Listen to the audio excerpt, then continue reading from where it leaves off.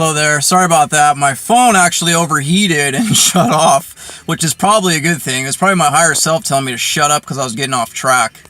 So anyway, what I wanted to talk about was these recent influxes of energy and how to process them through your more multidimensional bodies. Oh man, where to begin?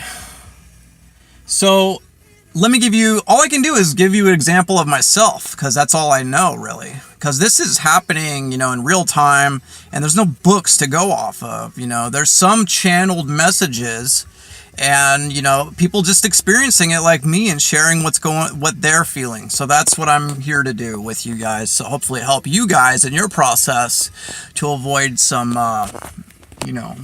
bullshit. So basically, this trapped energy,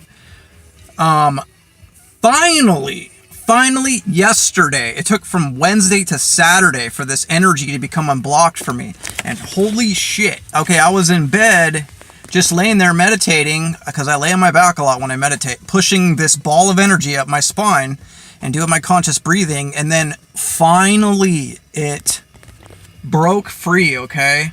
And once it shot up into my head, my whole entire crown just came alive. It just unfurled like a giant lotus flower, and it felt orgasmic. And I'm not gonna lie, I started to get aroused in my sacral chakra area. We'll just call it that, or my root chakra area. I started to become aroused, as a male does when they get aroused. I got an erection. But it wasn't sexual. This is what I want to express to you. This is the weird part. It wasn't sexual. There was no pornography involved. Okay, maybe I was thinking of the female form a little bit, okay, but it was just to kind of boost the experience. But at a certain point, I didn't need to do that anymore, and this was purely a spiritual orgasm. It was probably more than that. It was mental, physical, spiritual. Anyway, my root combined with my crown into a full body orgasm toroidal field. So this, basically what I'm telling you is this blocked energy that I had for several days, eventually it was so massive that it blew out the top of my crown, and my entire toroidal field turned into a orgasmic energy. This experience lasted for about, I would say, 20 minutes. And then I finally got up and I was just full of energy. I felt so much better. I wasn't angry anymore. I was free, man. I felt so much lighter. My spine, my head was just tingling and glowing. My whole field was glowing, really. So what I did then was I went on a walk. And as soon as I went on a walk, and it was nighttime, it started raining for the first time in several months here in Oregon. And it was just amazing. I basically walked in the rain, and I just kept pushing that energy around my toroidal field with my visualization and my breathing. And I started listening to channeled messages, and synchronicity started happening. It was just an amazing experience. And it really just, I don't know, it made me so grateful for the whole experience, really, because sometimes, I'm not going to lie, I get overwhelmed and I get doubtful, and, I can get into the negative thought process, but every once in a while I make a breakthrough like this and, go into the love light frequencies once again. So I also wanted to share with you another experience. When I went home last night and finally went to bed, this glowing crown, this energy vortex I had in my head, it just felt so much, I felt so much lighter.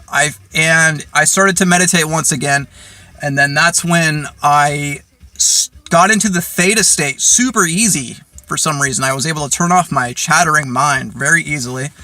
And I started, I don't know how to explain it to you guys in our language. I started to enter into a multi-dimensional state where my consciousness was traveling into a weird, like, template kind of etheric state where it was black around me, and it felt like I was just basically sitting in a pool of frequencies. I don't know how to explain it. But at that point, that's when I started to try and channel my guides, okay? Because I've been really wanting to do this. I fully intuitively believe that's my next step, is being able to channel. I've made previous videos where I talk about trying to start the telepathy process, but I just didn't think I was ready. And then this whole energy wave came and just blew me off course completely. But once it unraveled and got to this point, then all of a sudden I was actually channeling last night, and completely I felt refreshed. I felt lighter. I felt empty in my core, in my center. And I'm telling you, once I pushed this energy out of my core, out of my center, out of my head, it was wrapped around my body and flowing in a natural, even way, an even flow.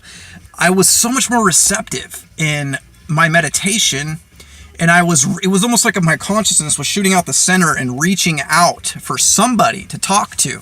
And so I started putting out questions out there, asking for benevolent ETs to conversate with me.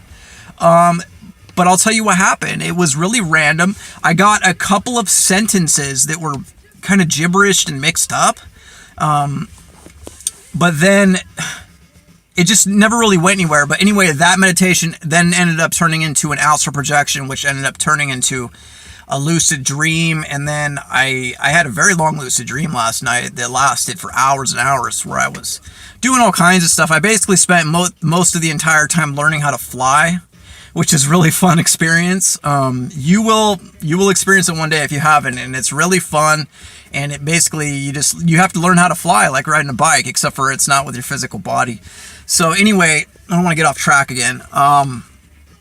What this experience taught me, with the culmination of my other telepathic experiences or whatnot, every time I try to reach out or have a contact with an ET or an astral entity, it gets fucked up. Like it doesn't ever go through the way I'd like it to. Like I can't have a full conversation.